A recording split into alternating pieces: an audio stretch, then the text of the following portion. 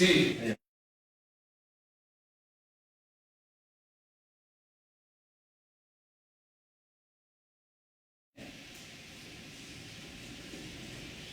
Cordiales saludos, amigos y hermanos. Hoy vamos a continuar con el estudio profético del libro de Daniel. Antes de poder abrir el santo libro del Señor, lo vamos a hacer con una oración. Bondadoso Dios que moras en los cielos, te agradecemos porque nos das la oportunidad de poder estudiar tu santa palabra. Y te rogamos que tu presencia, Señor, esté con nosotros. En el nombre de Jesús. Amén. Daniel capítulo 1. Hoy comenzamos con el primer capítulo del profeta. Vamos a hablar acerca de los antecedentes y el marco histórico que se presentó para que Daniel tuviera que escribir este libro. Las cosas que ocurren en el tiempo de Daniel y del reinado de Nabucodonosor tuvieron un escenario anterior que llevó al cumplimiento y a la necesidad de que Dios diera estas profecías. Capítulo 1, versículo 1 dice lo siguiente: en el año tercero del reinado de Joacim, estamos hablando del año 605 a.C., rey de Judá, vino Nabucodonosor, rey de Babilonia, a Jerusalén y la sitió. Y el Señor entregó en sus manos a Joacim, rey de Judá, y parte de los utensilios de la casa de Dios, y los trajo a tierra de Sinar, a la casa de su Dios, y colocó los utensilios en la casa del tesoro de su Dios. La Biblia ahora nos habla acerca del tiempo del reinado de Joacim. Esto es, repito, en el año tercero, en el año 605. La pregunta que muchos se hacen es: ¿por qué Dios permitió que su pueblo, que su nación, que Judá, que los que representaban a Dios, tuvieran que ser llevados cautivos por una nación pagana, que en este caso por su rey Nabucodonosor de Babilonia? Se supone que el pueblo de Dios siempre está protegido. ¿Por qué en esta ocasión se menciona que el pueblo de Dios quedó más bien desprotegido? Desde el principio del mundo, Dios había declarado que su pueblo sería el medio por el cual él llegaría al mundo con evangelización. El propósito siempre ha sido que la verdad de Dios sea conocida en toda la población de nuestro mundo. ¿Para qué? Para que toda la gente pueda saber cómo regresar al estilo de vida que Dios había dado en el principio en el jardín de Edén, a Adán y a Eva. Ya desde el principio, cuando Dios puso al hombre, lo puso para que fuese inmortal en esta tierra y que nunca pereciese, sino que al contrario, tuviera este mundo una población de seres tan santos como los ángeles que están en el cielo. Adán y Eva tenían que llegar hasta esa plenitud, pero desgraciadamente el relato bíblico nos cuenta que Satanás se metió en medio de esta felicidad que Dios había puesto en los primeros seres que creó y los llevó a la caída en el pecado. Él sabía muy bien que si el hombre pecaba, él podría quedarse en esta tierra para siempre. Que si Dios sacaba a Adán y a Eva por el fracaso de estos por causa de su pecado, entonces Dios tendría que poner a otros seres en esta tierra. Bueno, Satanás pensaba que ese ser sería él y que finalmente se quedaría en este planeta para siempre. Entonces, con esa finalidad hizo caer a Adán y a Eva, pero no contó con el hecho de que Dios había hecho un plan de salvación para el ser humano. Y dice la Biblia en el libro de Génesis capítulo 3, versículo 15, ¿cómo es que Dios llevó a cabo este plan? Y pondré enemistad entre ti y la mujer, y entre tu simiente y la simiente suya. Esta te dirá en la cabeza y tú le dirás en el calcañar. En esta promesa profética, Dios estaba diciéndole ahora a Adán y a Eva que enviaría pronto una descendencia de la mujer, que sería Jesucristo, porque según Gálatas capítulo 3, versículo 16, la simiente es Jesús.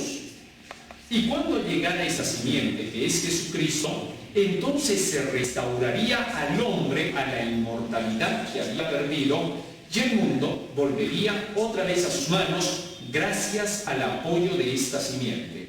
En otras palabras, nacería un personaje de en medio de la raza de la especie humana que volvería a traer todo lo que al principio se le dio. Es decir, que finalmente recuperaría el hombre aquello que había perdido. Muy bien, esta profecía sin duda era hacia el futuro. Y fue Dios el primero que había profetizado esto a la serpiente y a la mujer, ¿correcto? Para que se conociera el futuro que esperaba. O sea, había un plan de redención para que el hombre volviese al paraíso perdido. Lamentablemente, cuando fue pasando el tiempo, aunque había esta promesa y fue comunicada a los descendientes de Adán y Eva, llegamos hasta los días de Noé y el mundo se había corrompido totalmente. Tal vez así que Dios dijo a Noé que había llegado el momento en que él destruiría toda la especie. Génesis capítulo 6, versículo 6. Y se arrepintió Jehová de haber hecho al hombre en la tierra y le dolió en su corazón. Y dijo Jehová: raeré de sobre la faz de la tierra a todos los hombres que he creado, desde el hombre hasta la bestia y hasta el reptil y las aves del cielo, pues me arrepiento de haberlos hecho. Pero, dice el versículo 8, Noé halló gracia ante los ojos de Jehová. A pesar de que el mundo entero se había apartado del camino de Dios, a pesar de que no quisieron hacer su voluntad, en medio de toda esa población, que ya tenía casi 2000 años y que eran millones, Dios encontró un hombre llamado Noé. Y este halló gracia delante del Señor, y Dios le dijo: como tú has hallado gracia delante de mí, a ti te voy a poner para que le digas al mundo entero que si ahora no aprovecha la oportunidad de arrepentimiento que le quiero dar, para poder devolverle aquello que ha dado, o aquello que le di al principio, que es la inmortalidad, entonces aquellos que te oigan volverán otra vez a ser restaurados. Pero si no te oyen, tendré que destruir este mundo. Y entonces fue el momento cuando Dios decide que enviaría o permitiría un diluvio en la tierra. Bueno, y así fue. Y entonces después del diluvio quedaron solamente 8 personas. Esas 8 personas que quedaron después del diluvio recomenzarían la historia en un mundo nuevo. Y en ese mundo nuevo quería Dios que se hiciera su voluntad, que se guardaran sus mandamientos para que el hombre pudiera volver a ser restaurado al paraíso que perdió. Era el plan de Dios que aquello que tuvo al principio en favor del hombre se cumpliera para siempre. Pero bien, resulta que después, pasados 2 años, a pesar de que solo quedó Noé con su familia, y estos eran los que llevaban la palabra de Dios al mundo, la luz al mundo, aún así el mundo volvió a corromperse. Pero Dios encontró otra vez a otro personaje que se llamaba Abraham. Y a este personaje Dios lo llamó y le dijo que nuevamente él sería como Noé el que llevaría el evangelio al mundo. Tú serás bendición para todas las naciones, le dijo. Y yo te voy a dar una descendencia que va a ser como las estrellas del cielo. Te voy a dar esa cantidad de gente, no para que digan que tú eres una gran nación nada más, no para que digan que tú eres especial en la tierra, Abraham, sino para que esta gente me sea luz para todas las naciones, que me sea una representación, una nación santa, para que lleve al mundo las alegres nuevas de la salvación. Esto se le dijo a Abraham. Así que entonces Dios cumplió la promesa con Abraham, y su descendencia fue numerosa. Sin embargo, Dios le dijo que para que esta descendencia pudiera llevar el evangelio al mundo, se requería de hacer algo. No era fácil que Abraham tuviese que ir a predicar a toda la tierra. No era fácil que sus descendientes que iban a ir creciendo iban a ir a predicar a toda la tierra. Así que se necesitaba que estos descendientes tuvieran que estar en el escenario del mundo. Y Dios le dijo a Abraham que algo haría especial para que eso pasara. ¿Qué cosa era? Vamos a ver. En el libro de Génesis, en el capítulo 15, y en el versículo 13 y 14, dijo Dios a Abraham: ten por cierto, que tu descendencia morará en tierra ajena, y será esclava. 1 y 2. El ángel de Jehová subió de Gilgal a Boquim y dijo: yo os saqué de Egipto, yo os introduje en la tierra de la cual había jurado a vuestros padres, diciendo: no invalidaré jamás mi pacto con vosotros, con tal que vosotros no hagáis pacto con los moradores de esta tierra, cuyos altares habéis de derribar, mas vosotros no habéis atendido a mi voz. ¿Por qué habéis hecho esto? Ahora, Dios les dijo: ustedes no han cumplido el pacto. Yo les dije que les entregaría toda esta tierra, pero bajo una condición. La condición era que ustedes se deshagan de todos los idólatras que hay acá. ¿Para qué? Para que ustedes tomen la tierra y a toda esta gente que está con sus ídolos le presenten al verdadero Dios. Y cuando lo hagan, toda esta gente trabajará para ustedes y ustedes serán la gran nación para que el mundo conozca que yo cumplí la promesa a Abraham. Pero lamentablemente estos hicieron alianzas con los paganos, y al hacer alianzas con los paganos, Dios no pudo entregarles toda la tierra que prometió a Abraham. Así que entonces comenzaron las luchas y llegamos hasta los días de David el rey, cuando en esa ocasión él logra derrotar a todos sus enemigos y la tierra queda en paz. Era el momento cuando se iba a cumplir el deseo de Dios. Así que entonces Dios le dijo a David: tu hijo Salomón va a construir un gran templo para que sea la maravilla en el mundo y que todos puedan poner los ojos en este lugar para saber qué cosas enseño yo, mis leyes, mis mandamientos, y que todas las naciones me sirvan. Desgraciadamente Salomón no cumplió el designio de Dios y lamentablemente terminó haciendo alianzas con naciones paganas, casándose con hijas de reyes que eran paganos. Entonces el pueblo de Israel comenzó a decaer y Dios dijo: basta. Si queremos evangelizarlo al mundo, solamente hay un camino. ¿Cuál? Tendrán que caer en manos de otra potencia mundial, como sucedió con Egipto. Otra vez se repetía la historia. Y entonces, ¿qué cosa hizo Dios? Permitió que Nabucodonosor, rey de Babilonia, invadiera a Judá. Primero Asiria destruyó 10 tribus y luego Babilonia termina llevándose a los judíos. Esto precisamente de acuerdo con el capítulo 1 de Daniel, donde se ve que se llevan incluso a Daniel y sus compañeros como cautivos. Ahora, ¿cuál era el propósito de Dios al permitir que su pueblo tuviera que ir cautivo a Babilonia? Bueno, que este pueblo tuviera que dar testimonio de la verdad en ese lugar. Y eso es lo que pasó. En Daniel capítulo 1, ahora regresamos, que ya entendemos el por qué Dios permitió todas estas cosas y por qué Daniel tuvo que ir, al igual que José, hasta la misma potencia mundial de Babilonia, como lo hiciera José, para que todos pudieran escuchar el Evangelio. O sea, los propósitos de Dios detrás de todo esto solo eran la evangelización mundial.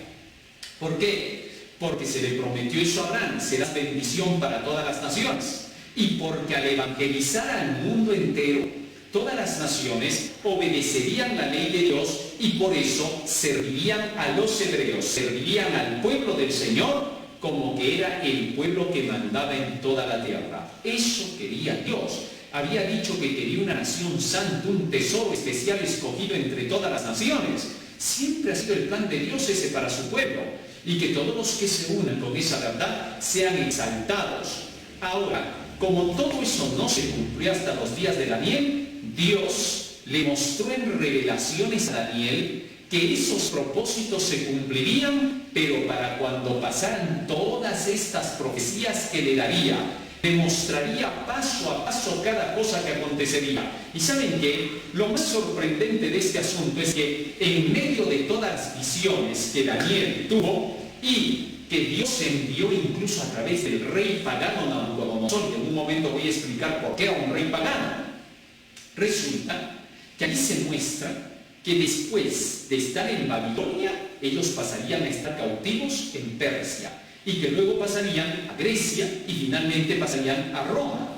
¿Por qué Dios mostró todo este panorama a los israelitas, a los judíos que estaban en el cautiverio en Babilonia? Porque cuando estaban en el cautiverio fue que se le dieron las profecías a Daniel. Y la mensajera del Señor dice: estudiar las causas, las razones, las circunstancias que llevaron al pueblo de Judá hasta Babilonia y por qué se le dieron las profecías allí a Daniel. Y la razón es porque a Daniel se demostró que el pueblo del Señor iría cautivo con los persas para predicar en la nación persa. ¿Por qué? Había que llegar con el Evangelio a todos, y luego pasarían a Grecia, y luego pasarían a Roma.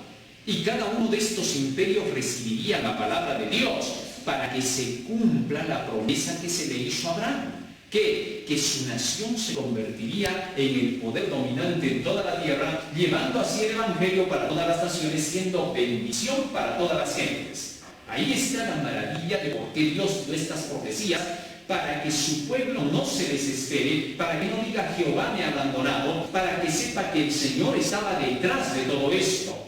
Y al cuarto poder, que es Roma, se les mostró que dominaría el mundo por 2400 años aproximadamente y que sería una nación que combatiría contra la verdad tenazmente y que por eso se alargaría el periodo para tener que evangelizar al mundo entero.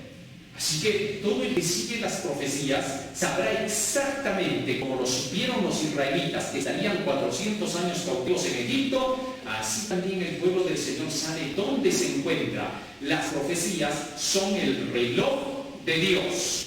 Ahora bien, ¿cómo fue que estos jovencitos que llegaron hasta Babilonia junto con los exiliados, con todos aquellos que fueron cautivos a Babilonia, cómo fue que todos estos pudieron tener resistencia en medio de esa nación babilónica? Dios había capacitado a sus hijos para que llegado el momento en que fueran llevados cautivos, pudieran ser luz para todas esas naciones y a su vez pudieran soportar las crisis que pasarían en medio de esa nación y en medio de todas las que vendrían después.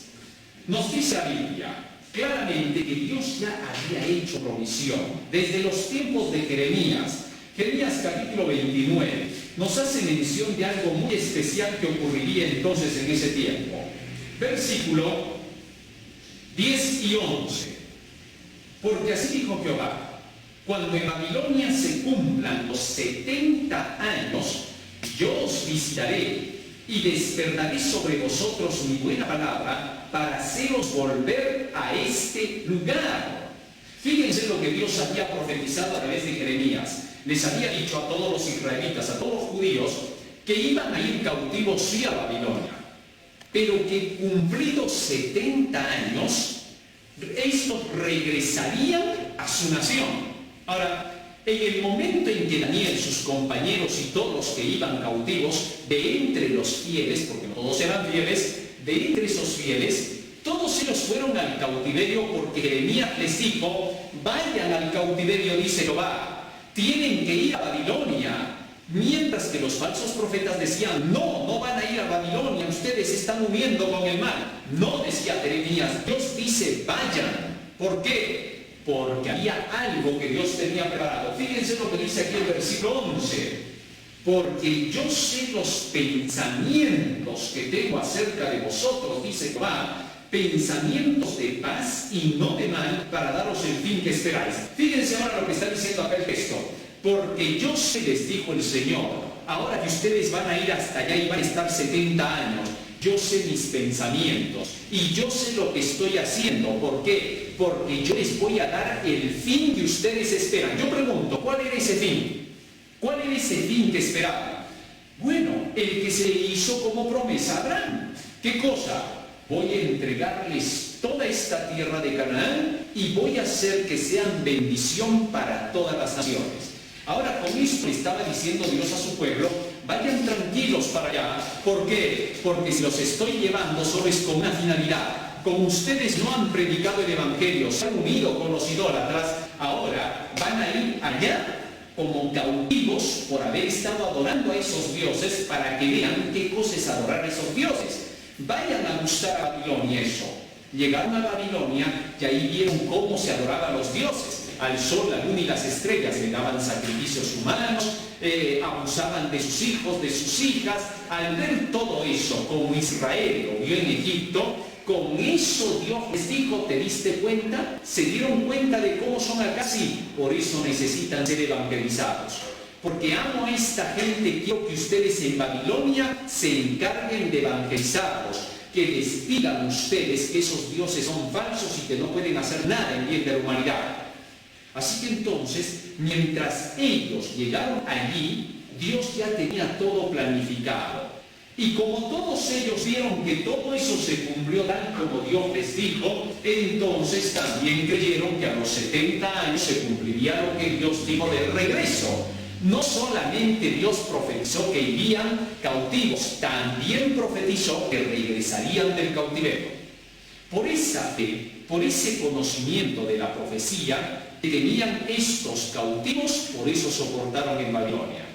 Ahora, a nosotros se nos dan las profecías con la finalidad de que nosotros sepamos lo que viene, para que al ver los acontecimientos que están predichos, no nos desesperemos hasta que llegue el gobierno de Dios. Ahora, una vez que fueron dadas todas estas promesas, ¿qué ocurrió? Daniel capítulo 1, seguimos analizando. Ahí estamos en el capítulo 1. Miren todo lo que aprendemos con tan solo un capítulo de estas profecías de Daniel. Dice así, capítulo 1, versículo 3. Y dijo el rey a Aspenaz, jefe de sus eunucos, que trajese de los hijos de Israel, de linaje real de los príncipes, muchachos en quienes no hubiese tacha alguna, de buen parecer, enseñados en toda sabiduría, sabios en ciencia, de buen entendimiento, e idóneos para estar en el palacio del rey, y que se les enseñase las letras y la lengua de los caldeos. Y le señaló el rey ración para cada día de la provisión de la comida del rey y del vino que él bebía, y que los criase 3 años para que al fin de ellos se presentasen delante del rey. Ahora fíjense en esto. El rey Nabucodonosor mandó a uno de sus eunucos, es decir, uno de sus principales que él tenía, que era Aspenaz, para que pudiesen traer a gente especial, es decir, príncipes, hijos de príncipes, de reyes, que sean de la mejor clase, los más nobles, y que estos pudieran ser educados en el palacio. Esto nos dice mucho. ¿Por qué? Porque Dios iba a seleccionar a través de estos deseos del rey a ciertas personas que eran de su pueblo para que fuesen a vivir al palacio. Fíjense en esto. Para que estos Daniel y sus compañeros tuvieran que ser llevados al palacio, el rey dijo, tienen que ser gente que ya esté bien educada como para vivir en un palacio. Interesante. ¿Qué hubiese sido si en el pueblo de Judá no se hubiese enseñado a estos jovencitos a tener un buen comportamiento y buenos modales como para estar en la corte de un rey? Estos hubieran llegado a hacer todo tipo de desórdenes y los hubieran asesinado antes de tiempo. Por eso es que el pueblo del Señor estaba preparado y capacitado para cosas así, para que todos aquellos que sean fieles al Señor, y sobre todo los que estaban más cerca del reinado y de todos los que eran sacerdotes, pudieran ser luces, ejemplos donde llegaran. Bueno, y eso fue lo que hicieron Daniel y sus compañeros, y estos eran seguros en lo que tenían. ¿Sabes que la educación es la que te hace seguro? Lógico. Porque si tú estás educado correctamente en los principios de Dios, sabrás cómo comportarte donde quiera que llegues. Y te vas a comportar viviendo tus principios para que los demás lo puedan contemplar. Y al hacerlo, puedan saber que vienes de parte del pueblo de Dios. Ese fue un gran testimonio de estos jóvenes. Nos dice la Biblia más aún, versículo 6. Entre estos estaban Daniel, Ananías, Misael, Azarías de los hijos de Judá. A estos, el jefe de los eunucos puso nombres, puso a Daniel Belsasar, a Ananías Sadrach, a Misael Mesach, y a Azarías Abed-nego. Estos fueron los nuevos nombres que se les dieron de acuerdo con la forma de pronunciación de la nación babilónica. Seguramente los nombres que ellos tenían pues no eran bien pronunciados por aquellos que estaban en Babilonia y por eso se les dieron nombres nuevos. Pero estos estaban relacionados también con sus creencias y sus dioses. No se le dio tanta importancia a este asunto como el hecho de que había una educación que esos jóvenes tenían que dar ya empezando desde la cocina. Ahora, es interesante ver que aquí estos jóvenes que iban a testificar de Dios, que ya vinieron trayendo el conocimiento de sus leyes y reglamentos, iban a dejar en claro que ellos eran tan fieles a Dios que el asunto de la alimentación sería primario. Ahora, esto mismo, dejen claro que la alimentación se convertía en una cuña de entrada. ¿Por qué? Porque fue a través de esta alimentación como empezaron a predicar allí. Eso quiere decir que dieron a conocer las leyes de Dios, dieron a conocer los reglamentos que traían de su nación, porque de hecho que esto fue lo primero que empezaron a hacer conocer. Pero se nota que buscaron un medio y aprovecharon de un medio para poder llegar al rey y a toda la nación. Y ese medio fue el asunto de la alimentación. Por eso nosotros predicamos y llevamos este mensaje en relación con nuestra alimentación sana. Y eso es precisamente pues lo que estaba haciendo ahora Daniel. Estaba comunicando el asunto de la alimentación que tenía el pueblo de Dios. Ahora, ¿cómo funciona esto? Nos dice más aún la palabra del Señor. Daniel capítulo 1, versículo 8. Daniel propuso en su corazón no contaminarse con la porción de la comida del rey, ni con el vino que bebía. Pidió por tanto al jefe de los eunucos que se le obligase a no contaminarse, que no se le obligase a contaminarse. Ahora, fíjense en esto. Resulta que ahora Daniel pide al cocinero que no se le dé la comida común del rey, es decir, su carne, su bebida, sino que más bien se evitase que él pudiera contaminarse con todo este tipo de alimentación. Increíble. Ahora, fíjense cómo Daniel no escondió su creencia de la alimentación, una alimentación sana que Dios les había dado. Para nada la escondió, sino que contrario a eso la dio a conocer. Esto es una lección para nosotros como pueblo de Dios, porque a veces muchos en el pueblo del Señor temen tener que hablar acerca del asunto de la alimentación, de la reforma pro salud. Tenemos centros trofológicos, tenemos nuestro centro trofológico para hacer conocer al mundo la verdad del Evangelio. Y en otros lugares del mundo tenemos muchos hermanos que comunican la verdad sobre nuestra alimentación. Pero nótese que este tema de tener que hablar sobre el asunto de los alimentos nunca se separa de las profecías. Daniel relacionó su alimentación con la profecía. Hay muchos movimientos que pueden estarse levantando y que hacen de lado el lado profético y solo se centran en el lado alimenticio. Eso es un error. La profecía es exaltada gracias a lo que tiene que ver con la alimentación. Así que este capítulo 1 nos dice que la alimentación tiene mucho enlace con el conocimiento espiritual de las profecías y la proclamación de este evangelio. Interesante. Así que entonces, una vez que Daniel le dijo esto al cocinero, cualquiera pensaría pues que el cocinero le iba a decir: ¿qué tienes? ¿Cómo vas a hacer eso? No te lo puedo permitir porque si no me van a matar. Y sin duda le dijo eso. Vamos a ver qué le dijo. Versículo 10. Y dijo el jefe de los eunucos a Daniel: temo a mi señor el rey, que señaló vuestra comida y vuestra bebida, pues luego que él vea vuestros rostros más pálidos que los de los muchachos que son semejantes a vosotros, condenaréis para con el rey mi cabeza. Entonces dijo Daniel a Melzar, que estaba puesto por el jefe de los eunucos sobre Daniel, Ananías, Misael y Azarías: te ruego que hagas la prueba con tus siervos por 10 días, y nos den legumbres a comer y agua a beber. Compara luego nuestros rostros con los rostros de los muchachos que comen de la ración de la comida del rey, y haz después con tus siervos según veas. Consintió pues con ellos en esto y probó con ellos 10 días. Ahora fíjense lo que dice acá. Una vez que conversaron con este cocinero y le mostraron los beneficios de su alimentación, le dijeron: vas a ver que con esta alimentación vamos a estar mucho mejor. Bueno, ahora hay una prueba bastante fuerte, porque había que demostrar que su alimentación les iba a dar mayor capacidad intelectual estando en la corte del rey.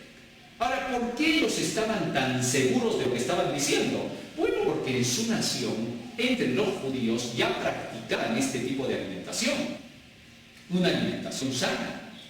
Y ellos sabían qué resultados proporcionaba este tipo de alimentación. Y por esa razón, con plena seguridad, le dijeron al cocinero: solamente prueba con nosotros y verás los resultados. Y sí, los resultados fueron positivos. ¿Por qué? Porque después de la prueba vamos a ver qué cosa aconteció. Y no te olvides que esto nos deja en claro que la alimentación tenía mucho que ver con la comprensión profética. Así que ya tenemos aquí un punto de partida para saber que la Biblia se anticipa a un alimento sano, especialmente para este último tiempo en que estamos viviendo, ya que está relacionado con las profecías. Daniel capítulo 1 sigue diciendo así, versículo 17: a estos 4 muchachos Dios les dio conocimiento e inteligencia en todas las letras y ciencias, y Daniel tuvo entendimiento en toda visión y sueños. De manera que entonces el régimen de alimentación que ellos solicitaron de legumbres con agua, contrario a lo que normalmente se comía en la mesa del rey, fue suficiente para mostrar que les iba a dar capacidad intelectual y poder en visiones y sueños. Sin duda esto pasó. ¿Por qué? Porque desde el momento en que estos jóvenes comenzaron a alimentarse correctamente, obviamente, por lo que tenían más tiempo la sangre en el cerebro, porque cuando se comen comidas que están hechas a base de alimentos de origen animal, siempre nuestra digestión va a demorar más. Y al demorar más la digestión, menos tiempo va a estar la sangre en la cabeza. Y eso no va a dar lugar a que podamos nosotros desarrollar la parte intelectual, la parte del discernimiento. Entonces, todo lo que estaban haciendo tenía relación hasta con cuestiones científicas. ¿Sí? Está más que demostrado. Dios estaba demostrando sabiduría. El conocimiento de las doctrinas judías estaban siendo exaltados. ¿Por qué? Porque se estaba dando a conocer que las leyes de Dios estaban demostrando ser más sabias que las leyes de los hombres. Muy bien. Ocurre que cuando llegue el tiempo, el momento en que estos jóvenes tuvieron que ser probados, se halló que estos eran mucho más sabios que los que estaban en Babilonia. 10 veces más sabios. Sigue diciendo la Escritura, pasados los días, al fin de los cuales, versículo 18, había dicho el rey que los trajesen, el jefe de los eunucos los trajo delante de Nabucodonosor. Y el rey habló con ellos, y no fueron hallados entre todos ellos otros como Daniel, Ananías, Misael y Azarías. Así pues estuvieron delante del rey en todo asunto de sabiduría e inteligencia que el rey les consultó, los halló 10 veces mejores que todos los magos y astrólogos que había en todo su reino. ¿Qué les parece? Así es como Dios dejó notar que estaba acompañando a su pueblo. ¿Por qué? Porque dice que 10 veces más sabios resultaron estos jovencitos por haberse alimentado de la forma correcta. Y de ahí en adelante es por eso que vemos todo el desarrollo de este libro en el que Daniel logra interpretar sueños, en el que Daniel logra recibir visiones de parte de Dios y discernirlas bien y darlas a conocer al mundo entero. Muy bien. Todo este tema ha sido la base que nos ha dado la introducción del capítulo 1 de Daniel hacia lo que ocurrirá en los demás capítulos. Pero no te olvides que todo esto fue programado por Dios para que la verdad pudiera ser extendida desde Babilonia, que entonces era la primera potencia mundial, hacia el mundo entero. Dios quiere por eso que su pueblo, en esta época final de la historia, piense en que este libro de Daniel fue escrito especialmente para el fin. Nos dice Daniel capítulo 12 lo siguiente. Daniel capítulo 12, versículo 4. Por esto es importante este libro. Daniel 12, 4. Pero tú, Daniel, cierra las palabras y sella el libro hasta el tiempo del fin. Fíjense lo que dice, ¿no? Este libro estaría especialmente cerrado y sellado hasta que llegara el fin. O sea, en otras palabras, Daniel fue escrito para el tiempo final. Y 2 veces se menciona el fin en este libro.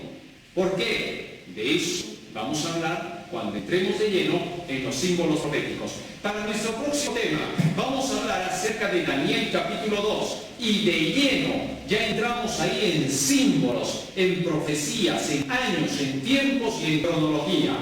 Todo eso debemos de conocerlo. Pasa la voz a todos los que conozcas para que puedan estar al día y seguirnos con todas estas profecías del libro de Daniel con el cual empezamos para luego pasar al Apocalipsis. Dios quiera, querido hermano, que podamos nosotros disfrutar de todo este seminario. Que el Señor te bendiga. Vamos a hacer una oración para poder terminar con nuestro tema.